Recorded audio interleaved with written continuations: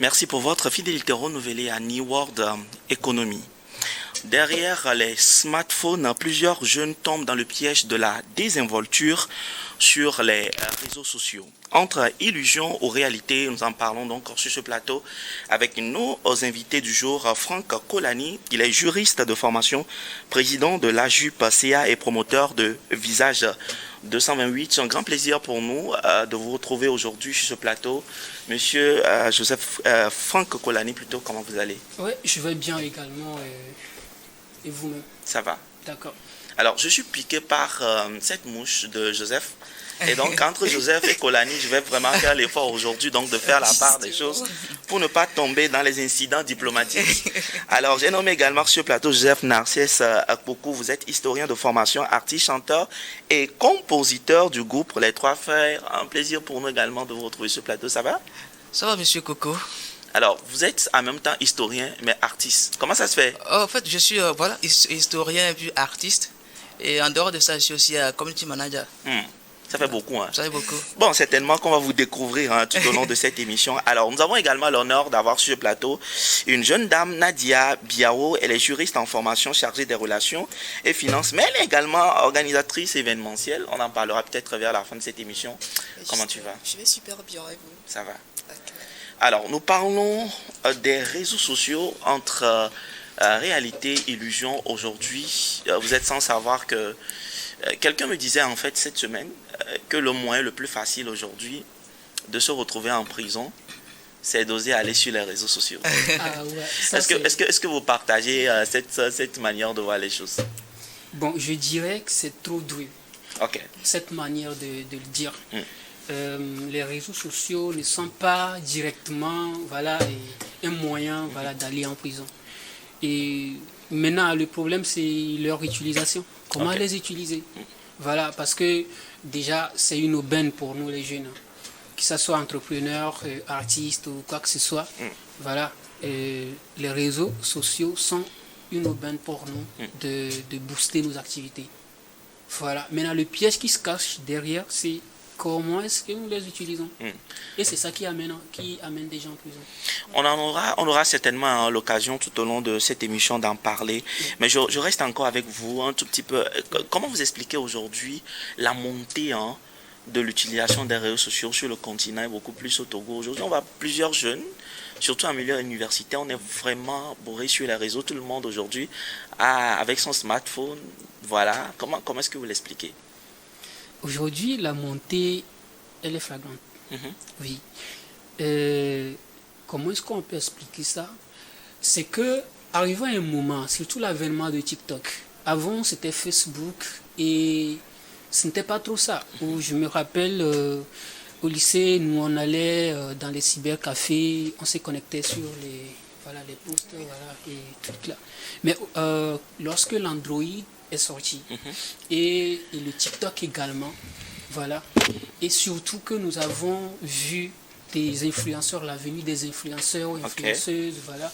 Je pense que tout ceci a contribué en fait, c'est la montée en puissance des réseaux sociaux. Tout le monde veut ressembler à telle personne qu'il a vu derrière l'écran.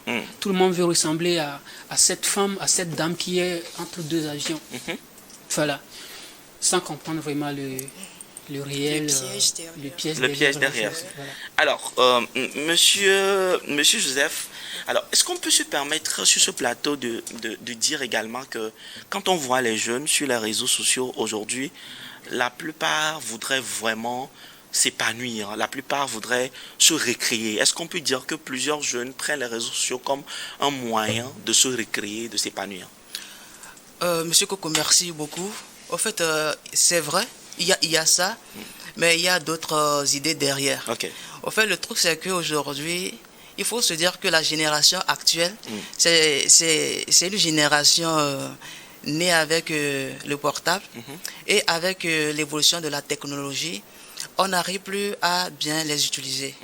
Donc, du coup, il y a certaines personnes qui veulent être, par exemple, la coqueluche des réseaux sociaux ou encore avoir une place dans choses là et sur les réseaux.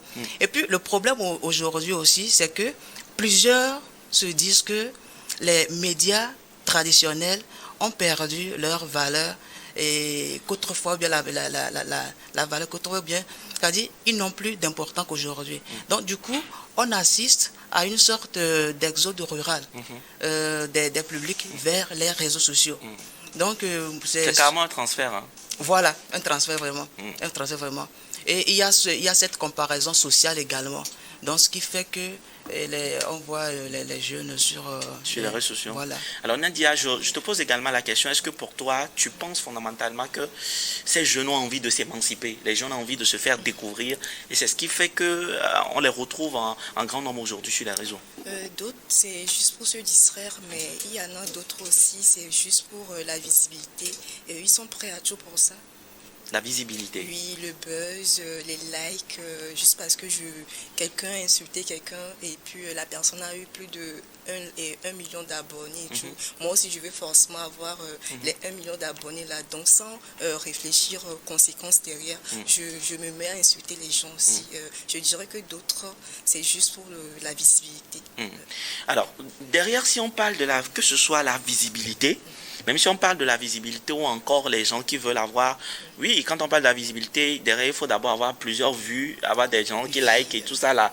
Mais comment est-ce qu'on peut l'expliquer aujourd'hui? D'où nous est venue cette manière de voir les choses, cette manière de vouloir on peut se dire, hein, se vendre sur les réseaux sociaux. Comment est-ce que cela est venu d'un coup? Bon, je le disais tantôt, hein, c'est...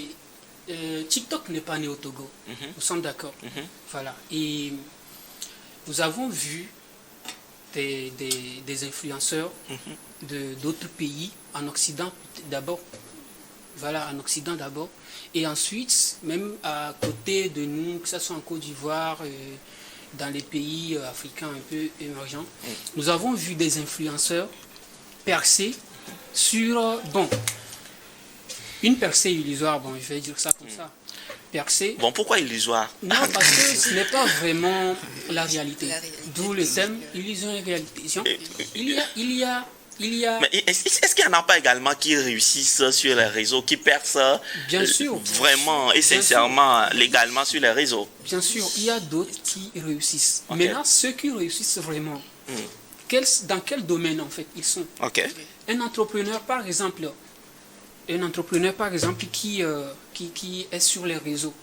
Je vais donner peut-être l'exemple de quelqu'un comme Jean-Pierre, je vais rester au Togo, quelqu'un comme Jean-Pierre Azandidi, qui est un entrepreneur et créateur de contenu, qui perce avec ce qu'il fait, sa création de contenu.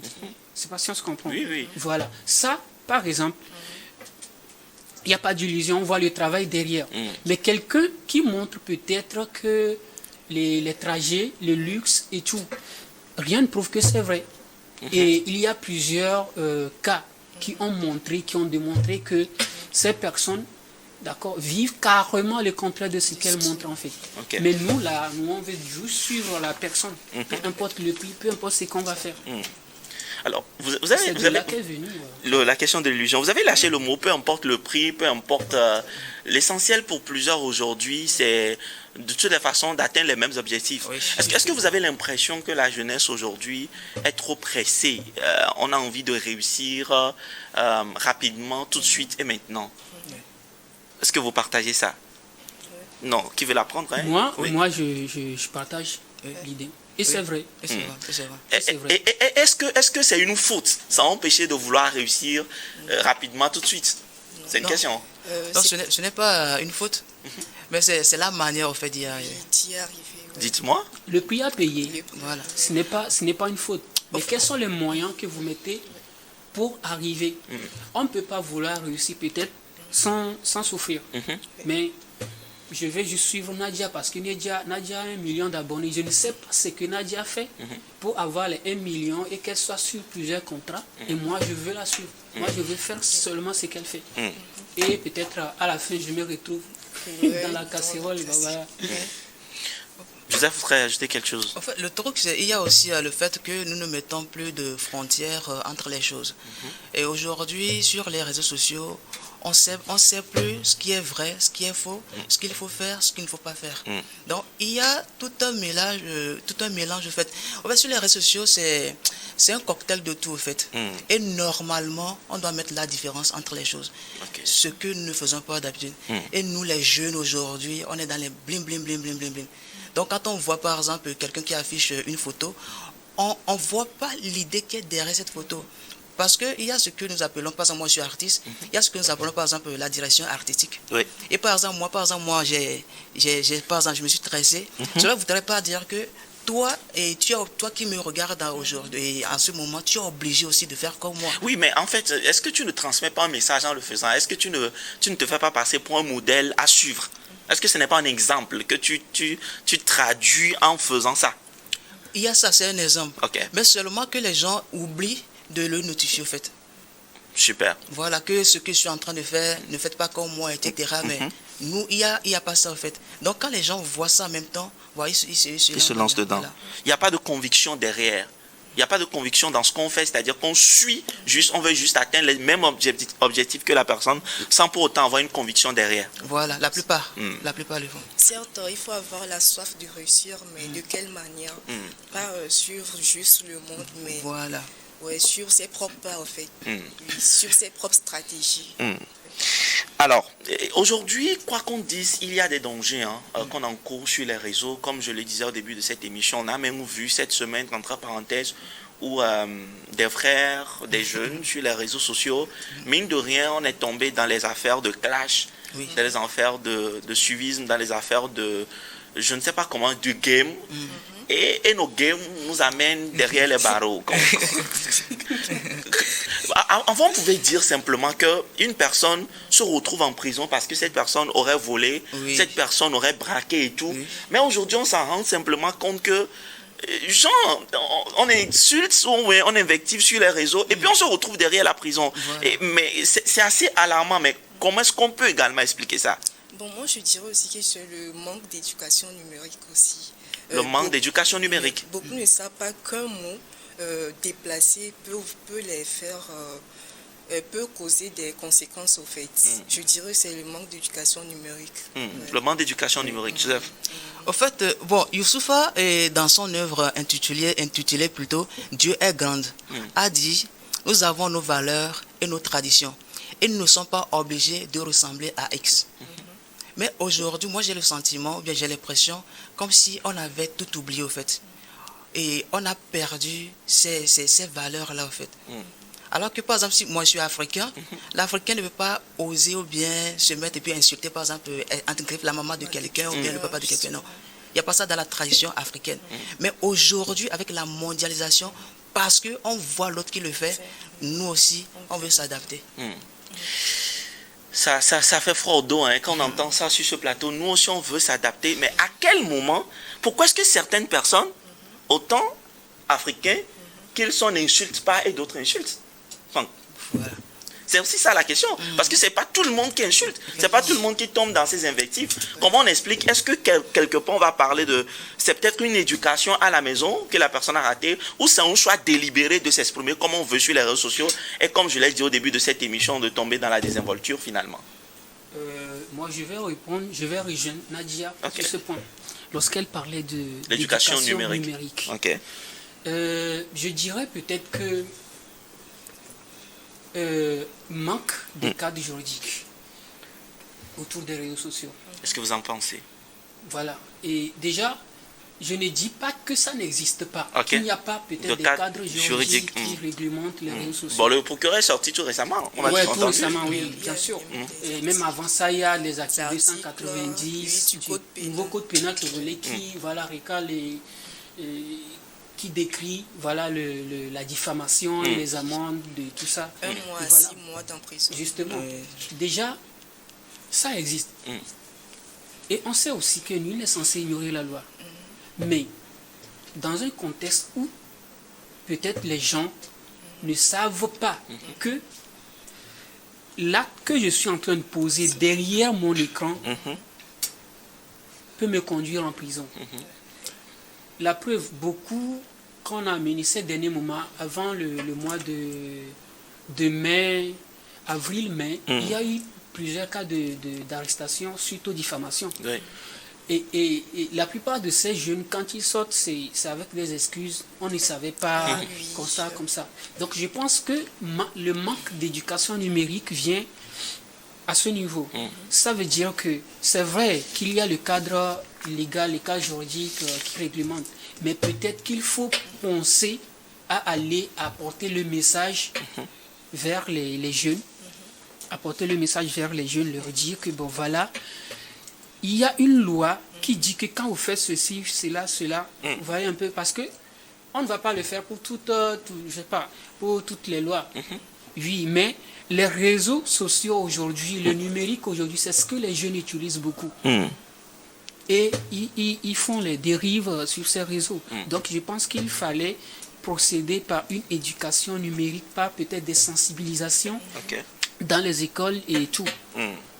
Voilà. Alors, le sujet devient important et nous en parlons donc sur ce plateau parce qu'on réalise que sur les réseaux sociaux, c'est devenu une sorte de jungle où on se rentre dedans, comme le dirait quelqu'un, on se déchire, ça produit la haine, ça produit toute espèce de, je ne sais pas comment je vais dire ça, des clans, des gens qui se retrouvent sur ces réseaux sociaux et même dans la vie réelle pour se, je ne sais pas, pour s'attaquer, pour se régler, c'est l'expression, pour se régler des comptes. Alors, on continue pas à parler des causes, des raisons qui nous amène aujourd'hui à nous retrouver devant ces réalités sur les réseaux sociaux. Tantôt, Nadia a parlé donc de l'éducation numérique.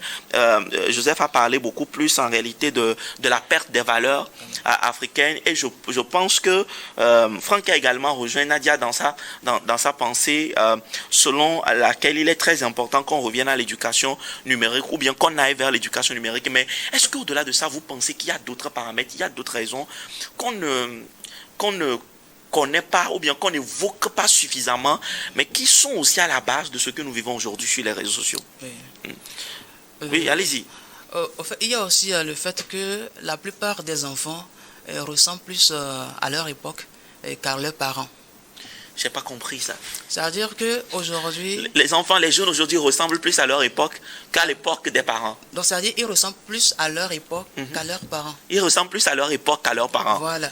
C'est fort, hein? C'est-à-dire qu'ils ne veulent plus écouter, on est plus éduqué sur les réseaux sociaux, etc.